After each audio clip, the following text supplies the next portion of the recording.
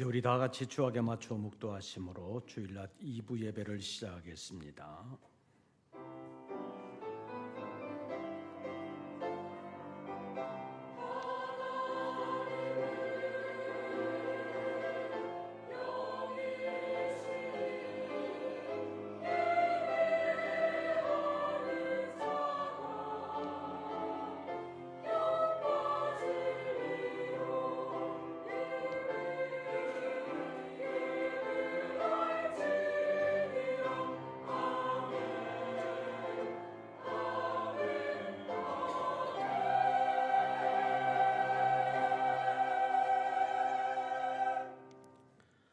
만일 너희 속에 하나님의 영이 거하시면 너희가 육신에 있지 아니하고 영에 있나니 누구든지 그리스도의 영이 없으면 그리스도의 사람이 아니라.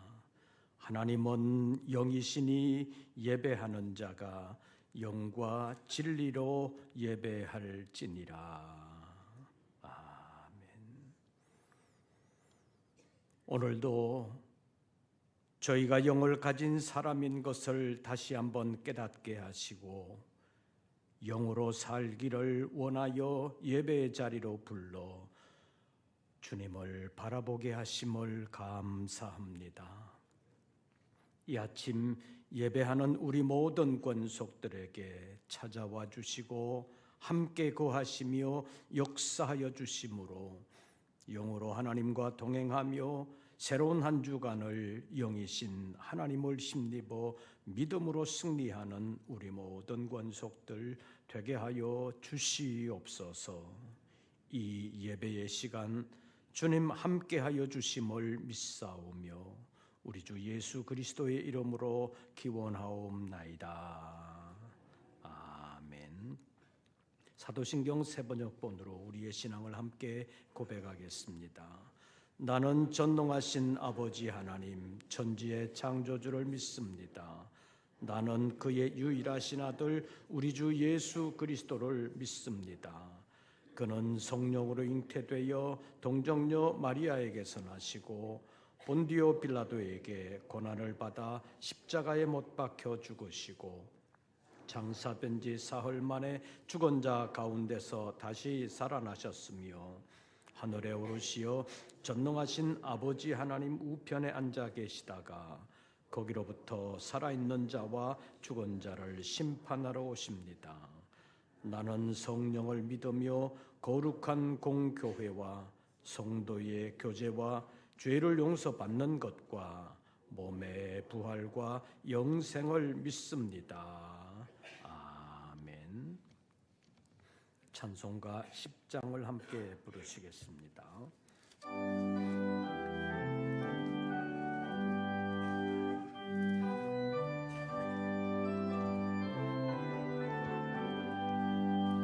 전능왕 오소서 주 이름 찬송케 하옵소서. 영광과 권능의 성부여 오소서. 우리를 다스려 주옵소서. 강생한 성자여 오셔서 기도를 들으소서. 택하신 백성들 복 내려주시고 거룩한 마음을 주옵소서. 위로의 주 성령 오셔서 큰 증거 주옵소서. 전능한 주시여 각 사람 마음에서 떠나지 마시고 계십소서. 성삼일체께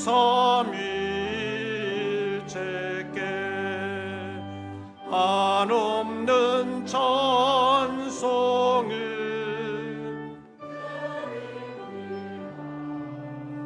존귀한 주님을 영광 중 배웁고 영원히 모시게 하옵소서.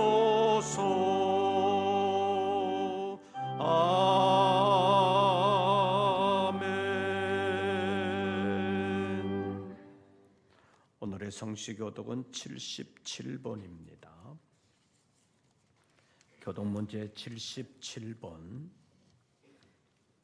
요한복음 제3장에 있는 말씀 가운데서 함께 교독하시겠습니다. 하나님이 세상을 이처럼 사랑하사 독생자를 주셨으니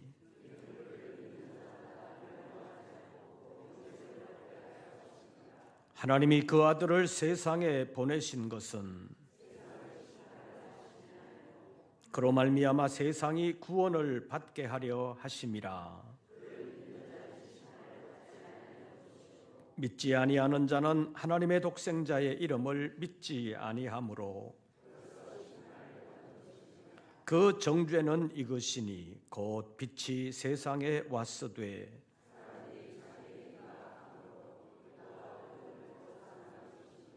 악을 행하는 자마다 빛을 미워하여 빛으로 오지 아니하나니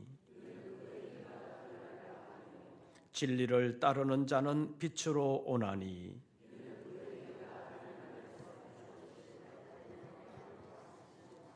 아멘.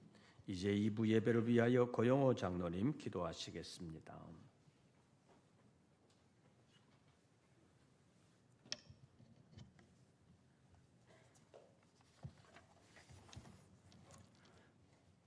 사랑과 은혜가 충만하신 하나님 아버지, 어느덧 4월의 마지막 주일을 맞이하게 하시고 거룩한 주의 날 하나님께 예배드릴 수 있도록 오늘도 인도하여 주시니 감사합니다. 거룩하신 하나님, 지난 한 주간도 부활의 주님을 기억하며 다시 오실 주님을 바라볼 수 있도록 믿음 주셨지만 우리는 주님을 바라보며 감사의 삶을 살기보다 세상의 염려와 걱정으로 주님을 온전히 따르지 못했음을 고백합니다.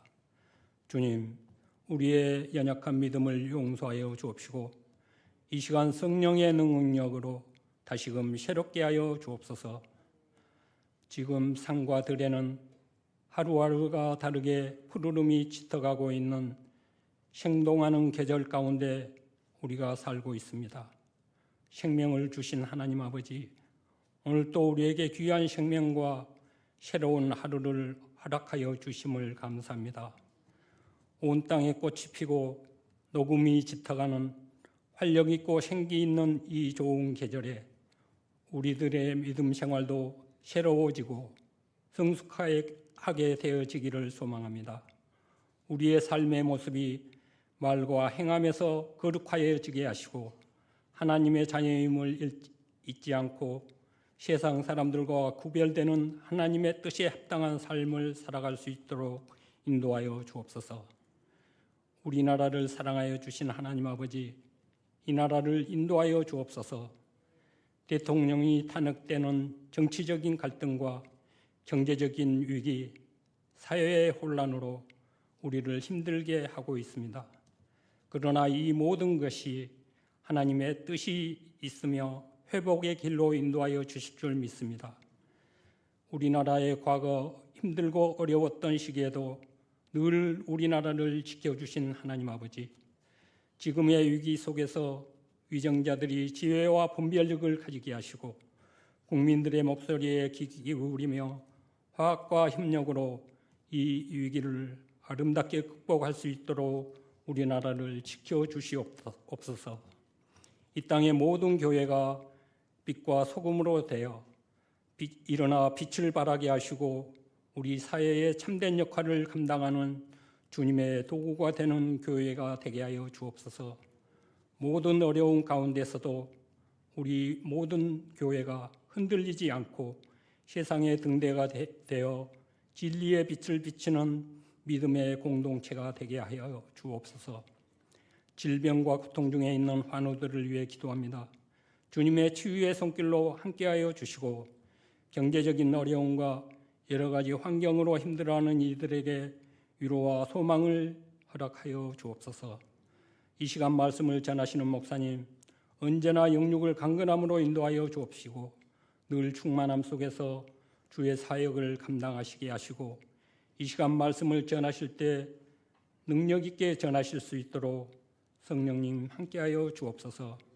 말씀을 듣는 우리에게 진리의 말씀으로 채워주시고 깨달을 수 있는 은혜를 주시어서 한 주간 동안 믿음으로 살게 하여 주옵소서. 정성으로 준비한 성가대 찬양을 기뻐 받아 주옵시고 예배를 위해 이름 없이 섬기는 손길에게 기쁨과 감사의 삶으로 인도하여 주옵소서. 이 모든 말씀 보활이요 생명이 되신 예수 그리스도의 이름으로 기도드리옵나이다. 아멘.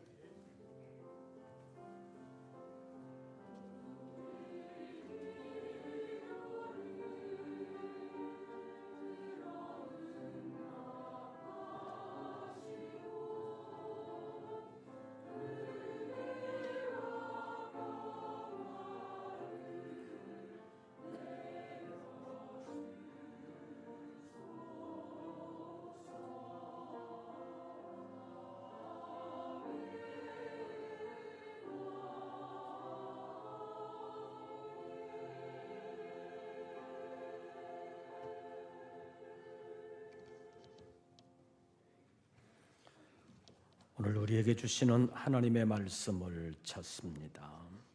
신약성경 사도행전 제1장입니다. 사도행전 제1장, 제가 가진 성경으로는 신약성경 187쪽 1절부터 5절까지의 말씀 함께 교독하시겠습니다. 1절 말씀을 제가 먼저 봉독합니다. 데오빌로여, 내가 먼저 쓴 글에는 무릇 예수께서 행하시며 가르치시기를 시작하심부터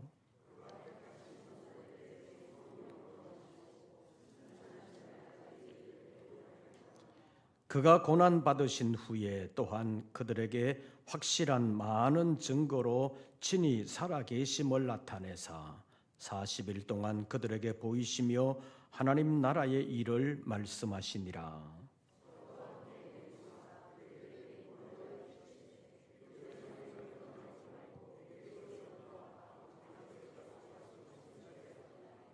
(5절) 다 같이 요한은 물로 세례를 베풀었으나 너희는 몇 날이 못되어 성령으로 세례를 받으리라 하셨느니라. 아멘. 임마누엘 성가대 찬양이 있겠습니다.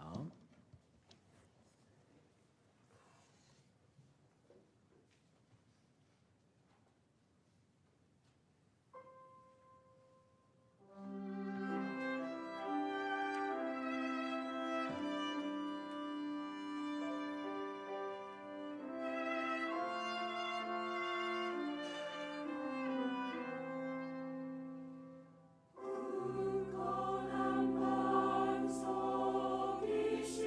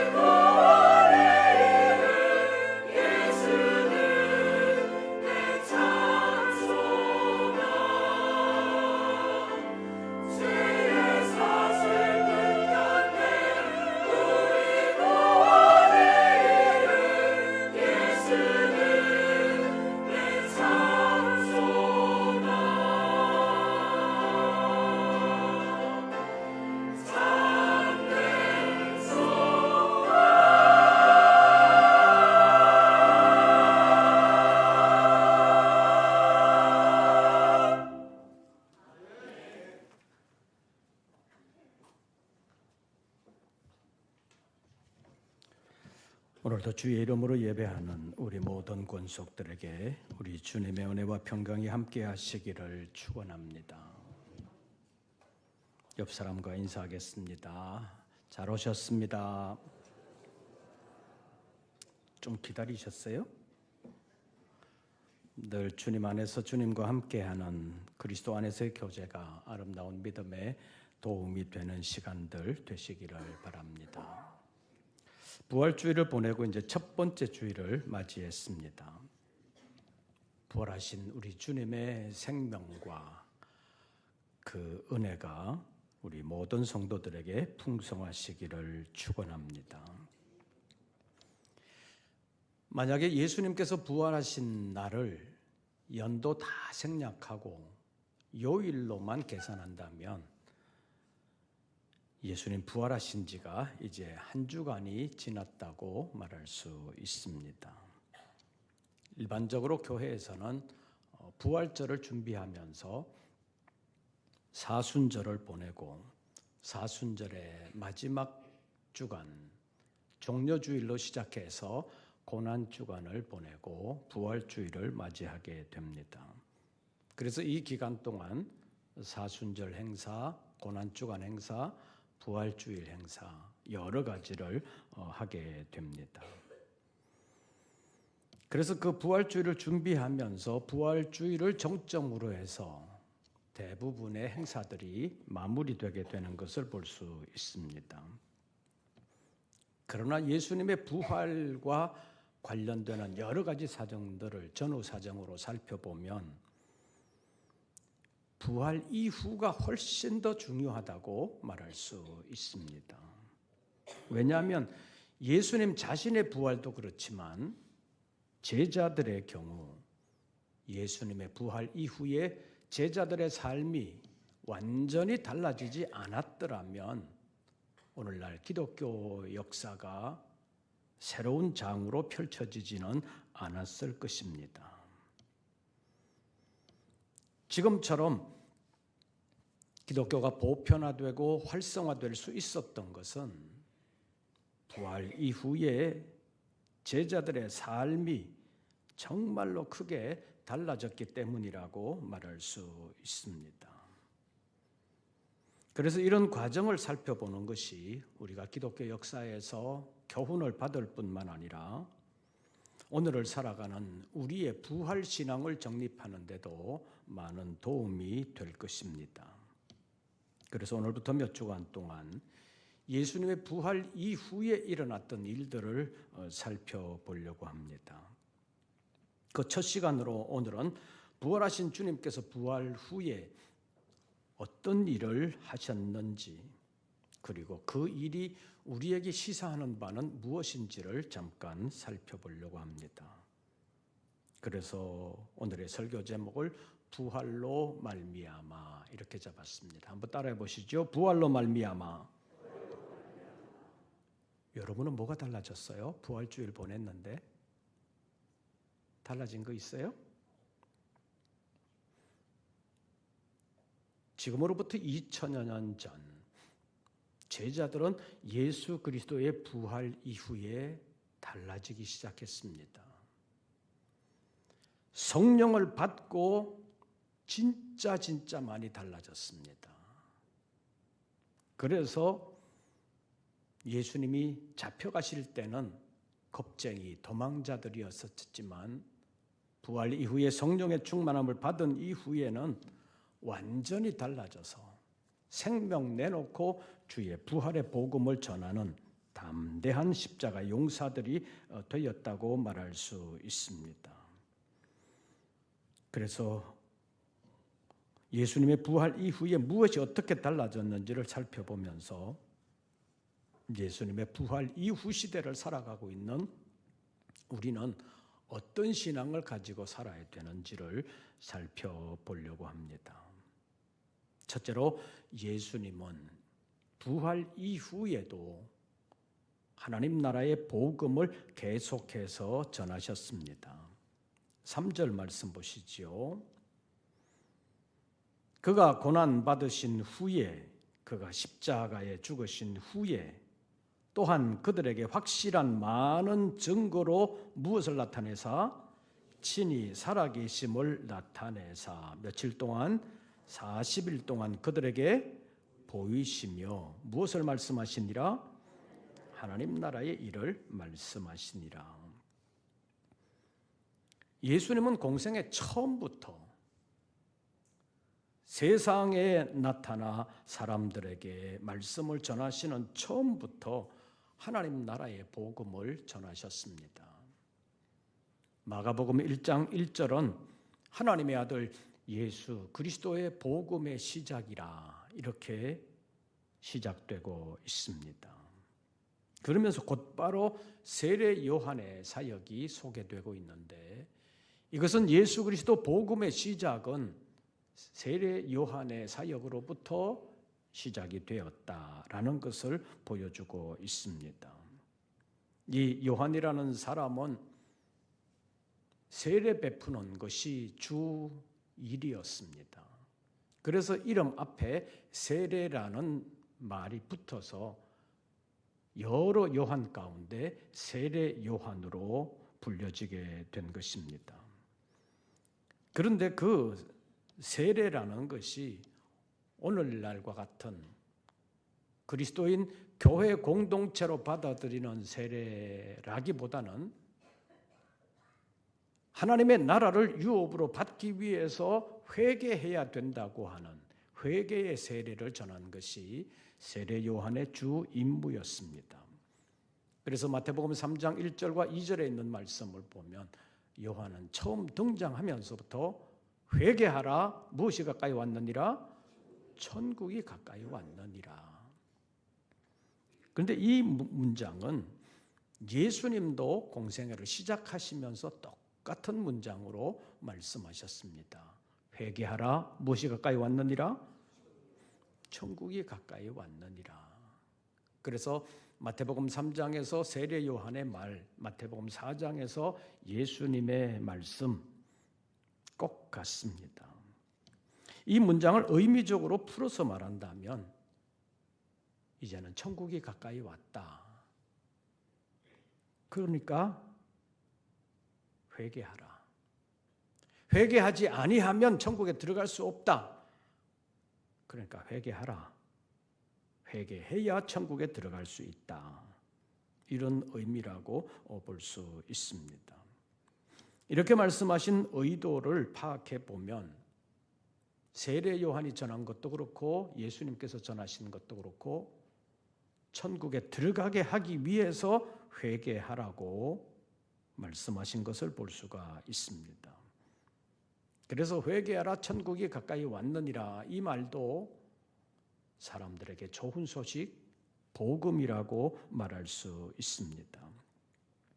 이것은 사람들을 천국으로 들어가게 하기 위한 것이었습니다. 그래서 이것을 천국 복음이라고 말할 수 있는데 이 천국 복음을 마태복음에서는 천국이라는 말을 사용을 했는데 마가복음에서는 하나님의 나라라는 말을 사용하고 있습니다. 그래서 마가복음에서는 천국이라는 말이 거의 나오지 않습니다. 마가복음 1장 15절 말씀을 보면 예수께서 하나님의 복음을 전파하시면서 때가 찼고 하나님의 나라가 가까이 왔으니 회개하고 복음을 믿으라 이렇게 말씀하셨다고 기록하고 있습니다. 그래서 마태복음에서는 회개하라 무엇이 가까이 왔느니라 천국이 가까이 왔느니라. 마가복음에서는 하나님의 나라가 가까이 왔으니 회개하고 복음을 믿으라 이렇게 표현하고 있습니다. 그래서 이 복음을 천국 복음 또는 마가복음식으로 표현하면 하나님 나라의 복음이라고도 말할 수 있습니다. 그런데 오늘 본문 3절에 보면 부활하신 예수님께서 이 땅에 40일 동안 계셨는데 그 40일 동안 무엇을 말씀하시니라? 하나님 나라의 일을 말씀하시니라. 이런 사실을 보면 예수님은 공생애를 시작하실 때부터 승천하실 때까지 하나님 나라의 일, 하나님 나라의 복음을 전하셨다는 사실을 알 수가 있습니다. 이것은 예수님께서 이 세상에 오신 목적이 하나님 나라의 복음을 전하기 위함이었다는 것으로 알 수 있습니다.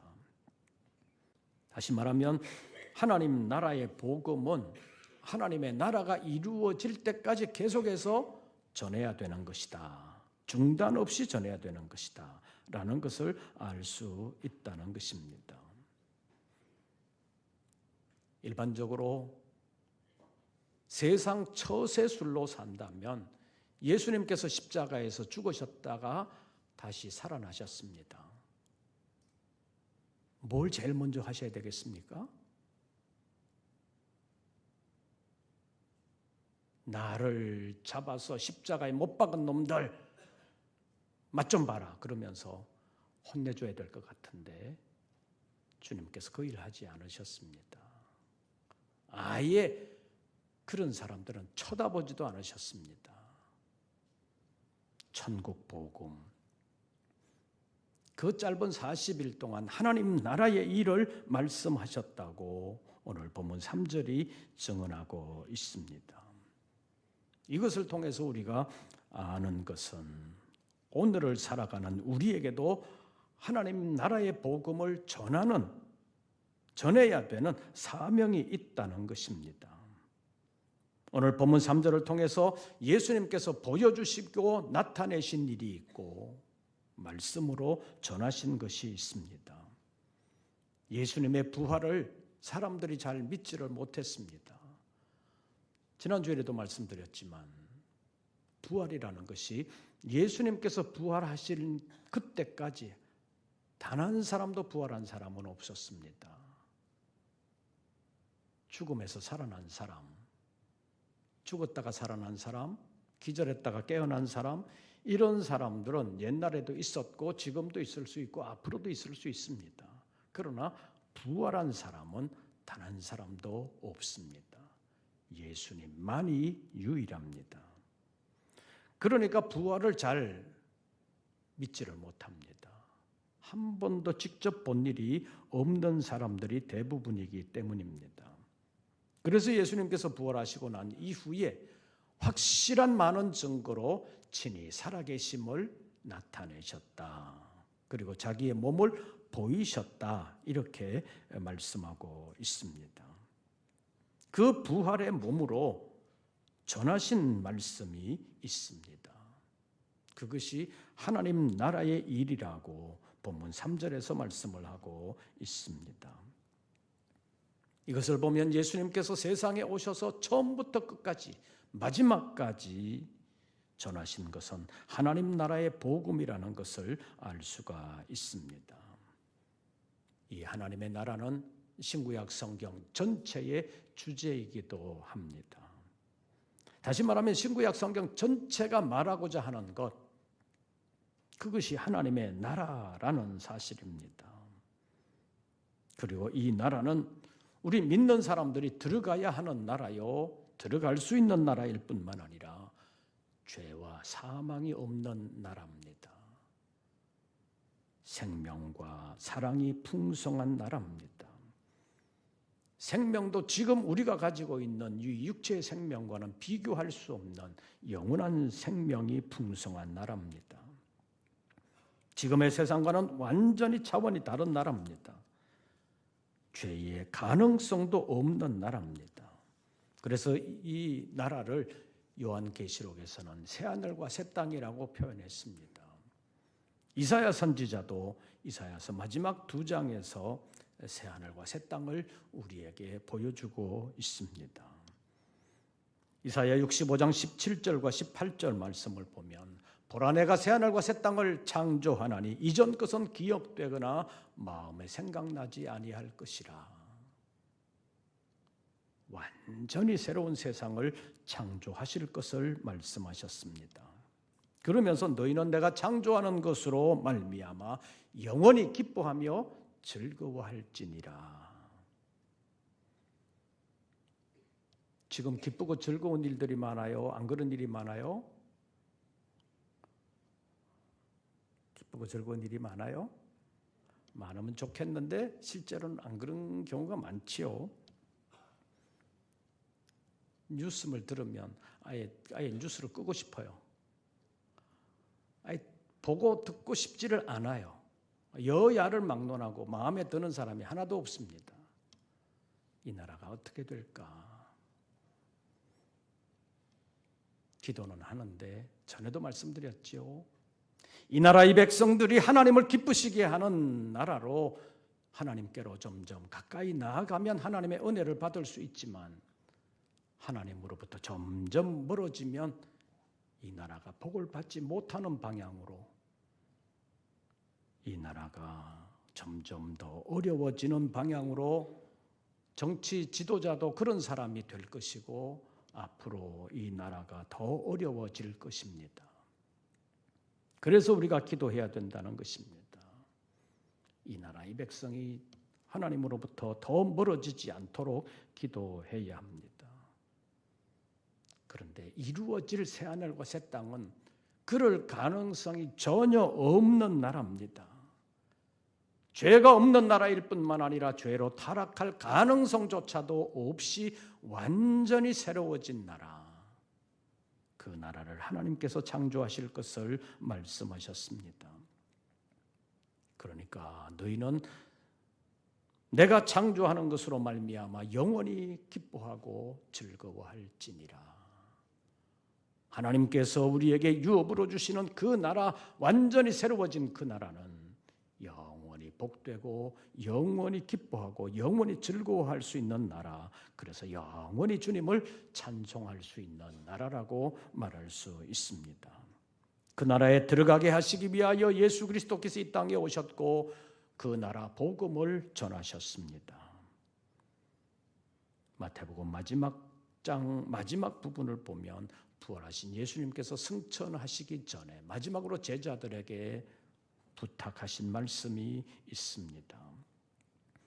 너희는 가서 모든 민족을 제자로 삼아 아버지와 아들과 성령의 이름으로 세례를 베풀고 내가 너희에게 분부한 모든 것을 가르쳐 지키게 하라. 그래야 하나님의 나라를 유업으로 얻을 수 있기 때문입니다.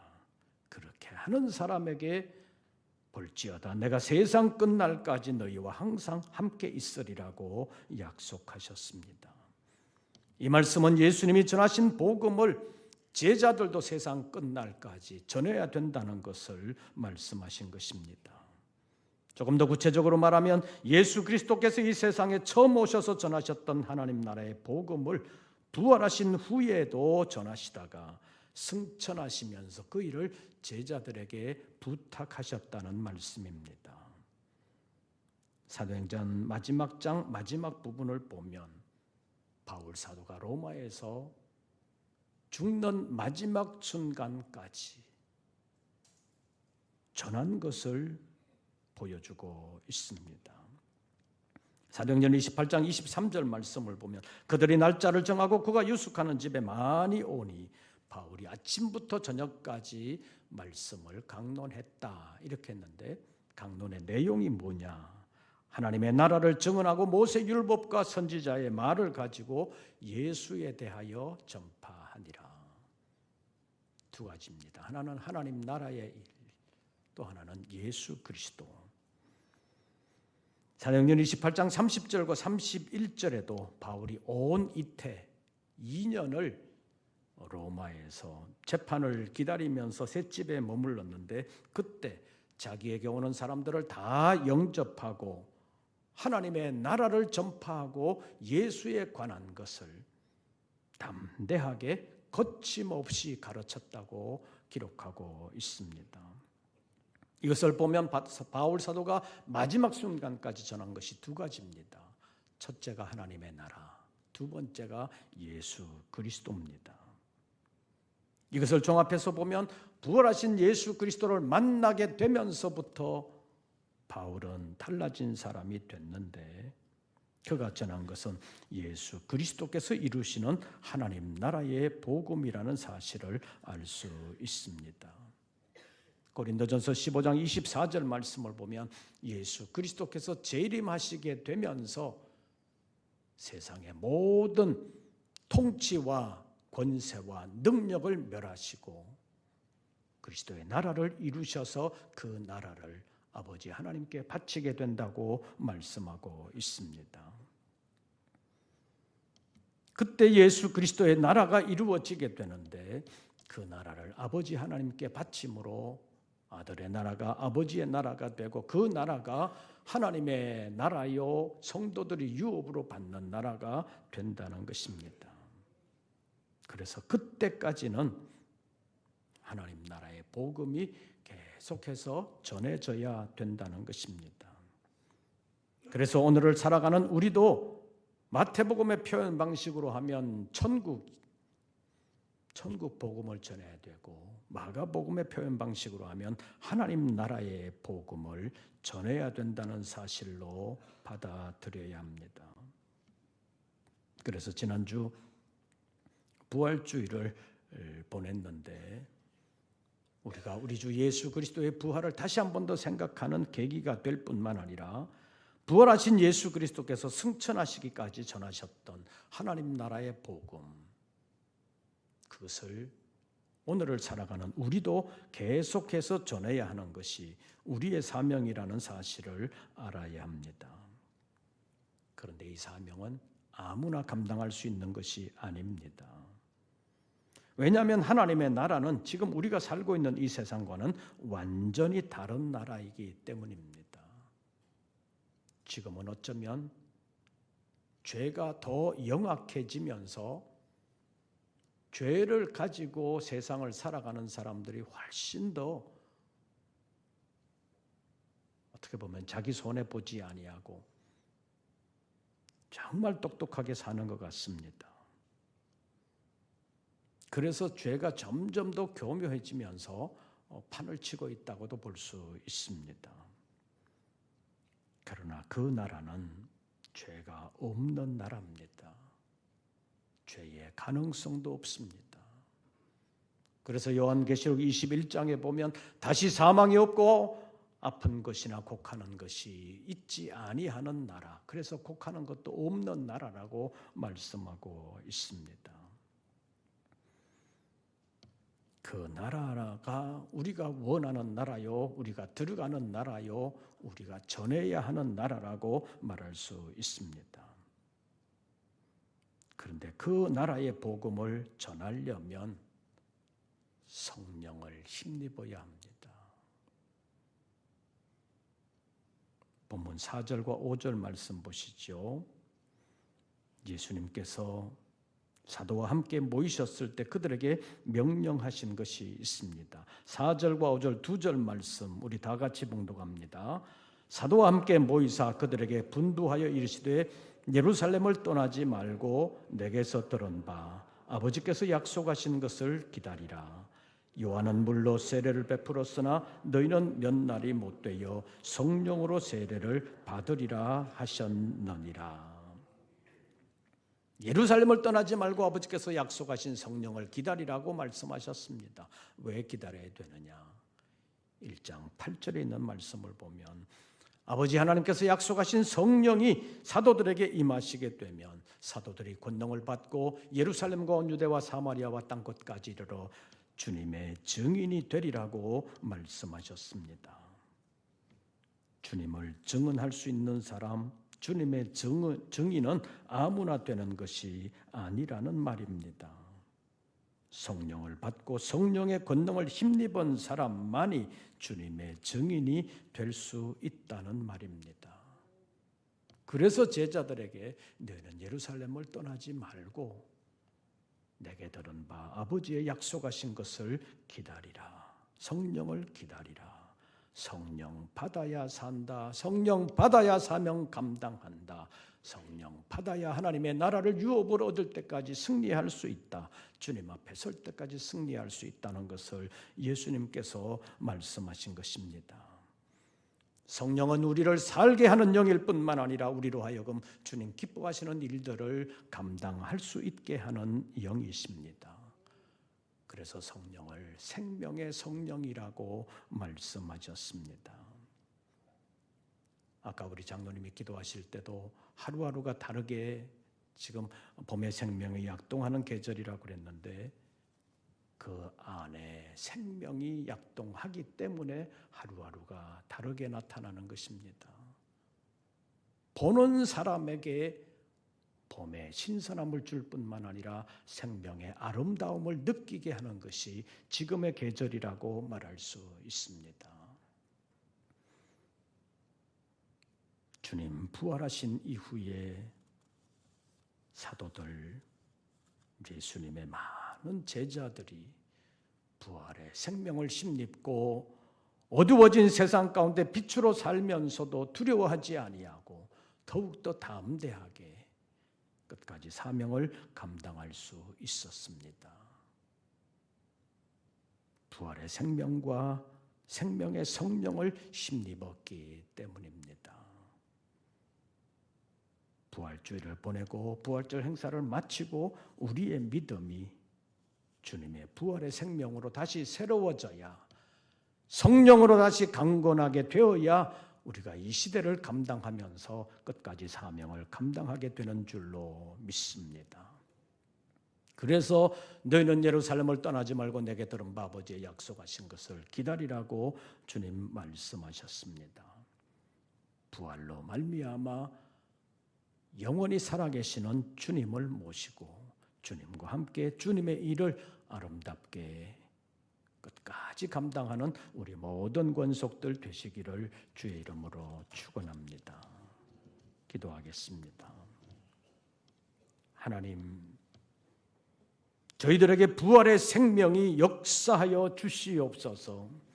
세상을 두려워하지 아니할 뿐만 아니라 믿음의 담력과 능력을 가지고 세상을 이겨나가면서 사명을 감당하는 우리 모든 권속들 되게 하여 주시옵소서. 예수님의 이름으로 기도하옵나이다. 아멘. 찬송가 170장 부르시면서 준비하신 예물 드리겠습니다.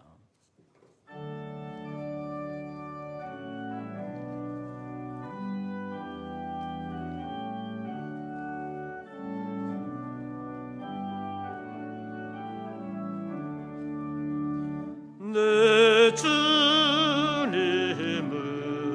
살아계셔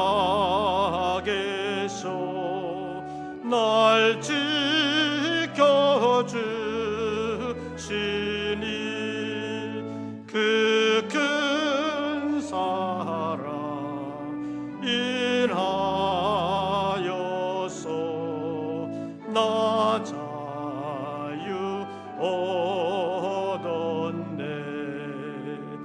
나의 구원 되신 주님 내 소망 되신 주 항상 나와 함께 하셔 곧 다시 오시리 나를 거룩하게 하려 주 나를 부르사 주의 은혜 내게 넘쳐 주 뜻을 이루리 그 센 믿음 지고 주 말씀 따르면 주님 다시 강림할 때 날 영접하시리.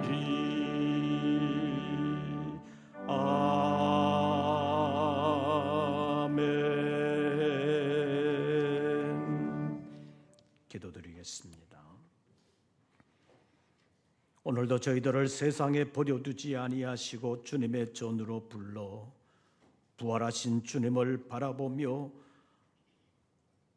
부활의 주님 속에 있는 하나님의 생명, 영원한 생명을 우리 안에서 바라보며 힘입을 수 있도록 은혜 베풀어 주심을 감사합니다. 그러나 죄악 세상을 살아오는 동안 우리도 알지 못하는 사이에 무디워지고 어두워진 우리의 영혼 가운데 주님 임재하시고 역사하여 주시옵소서. 심령을 밝혀주실 뿐만 아니라 새 힘 부어 주시어서 여러 가지 어려운 여건 가운데서도 주저앉지 아니하고 다시 일어나 주의 이름으로 끝까지 사명을 감당하는 하나님의 용사들 다 되게 하여 주시옵소서. 때로 너무 힘들 때가 있습니다. 예수님을 죽은 자 가운데서 일으켜 주신 하나님, 우리 모든 성도들의 손을 붙들어 주시고 일으켜 주시옵소서. 새 힘 부어 주사 모든 환경을 아름답게 이기면서 끝까지 사명 감당하는 믿음 지키는 주님 기뻐하시는 일들로 주님께 영광 돌리는 우리 모든 권속들 되게 하여 주시옵소서. 11조와 감사 예물, 선교 예물, 서원했던 예물 주님 앞에 올리오니 새로운 한 주간을 살아가는 우리 모든 성도들을 늘 지켜 주시옵소서. 생업도 직장도 보장하시고 그 심령 속에 살아계시면서 삶의 전폭을 지켜 주시옵소서. 이제는 부활이요 생명이 되사 우리의 산 소망이 되신 우리 구주 예수 그리스도의 은혜와 한없이 넓은 품으로 품어주시며 일으켜 주시는 아버지 하나님의 크신 사랑과 우리 안에 내주하시며 영원히 우리를 도우시는 성령님의 교통하심이 믿음을 새롭게 하며 주님과 함께 새로운 한 주간을 시작하며 마음을 새롭게 다짐하는 우리 모든 권속들 위에 이제부터 영원토록 함께 하시기를 축원하옵나이다. 아멘.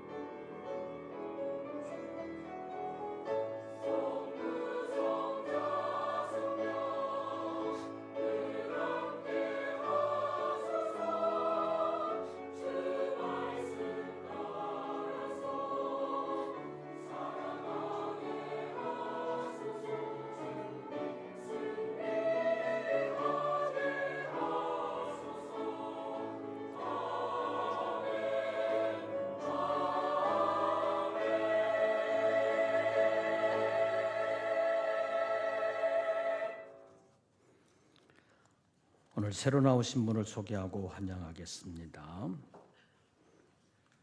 안용순 씨, 최윤식 씨 어디 계시나요? 예, 우리 박수로 환영하겠습니다. 대단히 감사합니다. 예배 마친 후에 교회 안내를 잘 받아주시기를 바랍니다. 광고 말씀드리겠습니다. 2부 예배 후에 각 남선교회 원례회가 있겠습니다. 그리고 지난 주간에 우리 교회에 소속된 용천노회 제173회 정기노회가 가평에서 은혜 가운데 잘 마쳤습니다. 그리고 다음 주일 오후 예배는 제1남선교회 헌신 예배로 드립니다. 지난 사순절 기간 동안 신약 통독에 참여하셔서 완독하신 분들은 목행정실에서 기념품을 받아가시기를 바랍니다. 다 읽고도 선물 안 받아가신 분들, 잊어버리신 분들 받아가시기를 바라고 한 주간의 시간을 더 드립니다. 완독하지 못하신 분들 한 주간 안에 완독하시고 기념품 받아가시기를 바랍니다. 그리고 5월 마지막 주일 찬양 예배 후에 제4여전도회가 주관하는 기관별 찬양대회가 있습니다. 각 기관에서 잘 준비해 주시기를 바랍니다. 나머지 광고들은 주보를 참고해 주시기를 바랍니다.